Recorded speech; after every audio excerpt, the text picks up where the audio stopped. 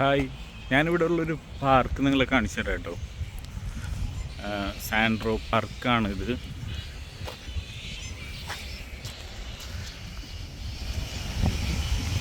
കണ്ടോ, ഒരു തടാകവും അതിൻ്റെ മേളിലൊരു പാലമൊക്കെ മെയിൻറ്റെയിൻ ചെയ്ത് ഇവർ കുറച്ച് ലോങ് ആയിട്ട് തന്നെ ചെയ്തിട്ടുണ്ട്. പിന്നെ ഇതൊരു സ്കേറ്റിംഗ് ബോർഡ് ചെയ്യുന്ന ഒരു ഭാഗമാണ്. അതിൻ്റെ അപ്പുറത്തൊരു ഹട്ടായാലും അവിടെ ഒരു ഹട്ടുണ്ട്, ഇപ്പുറത്തൊരു റോഡുണ്ട്. പിന്നെ കാണാൻ നല്ല അടിപൊളിയായിട്ട് മെയിൻറ്റെയിൻ ചെയ്തേക്കുന്ന ഒരു സ്ഥലമോ. ഇതിൻ്റെ ബാക്ക്ഗ്രൗണ്ടായിട്ടൊരു മല പോലെ പോയിട്ടുമുണ്ട്. നല്ല മരങ്ങളൊക്കെ ആയാലും നിറയെ കിളികളാണ്. ഇവിടുത്തെ കിളികൾ നമ്മുടെ നാട്ടിൽ നല്ല വിലയുള്ള കിളികളൊക്കെ ഇവിടെയുണ്ട്. തത്തയൊക്കെ ഇങ്ങനെ നടക്കാണ്. അതേപോലെ തന്നെ ഇവിടെ കുറേ വവ്വാലുകളാണ് ഈ മരങ്ങളിൽ മൊത്തം തൂങ്ങിക്കിടക്കുന്നത്. നമുക്ക് കാണാലോ.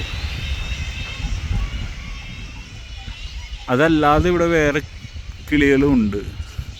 കുറച്ച് ദൂരെ കുറച്ച് കിളികൾ ഇരിപ്പുണ്ട്, കണ്ട വൈറ്റായിട്ട്.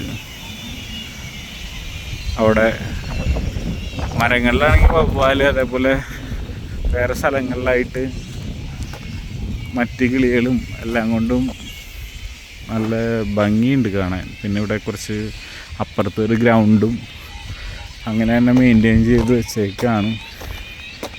ഇവിടുത്തെ ഈ പുല്ല് നാച്ചുറലായിട്ട് വളരുന്നതെന്ന് തോന്നണം. അതുകൊണ്ട് എല്ലായിടത്തും കാണാനൊരു പച്ചപ്പും, അതേപോലെ തന്നെ മരങ്ങളായാലും പല കളറിലാണ്.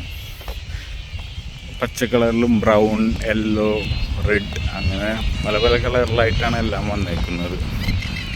റോഡ് സൈഡിലുള്ളൊരു പാർക്കാണ്. പിന്നെ ഇവിടെ ഇപ്പോൾ ഓൾമോസ്റ്റ് എല്ലാ സമയവും മഴയാണ്.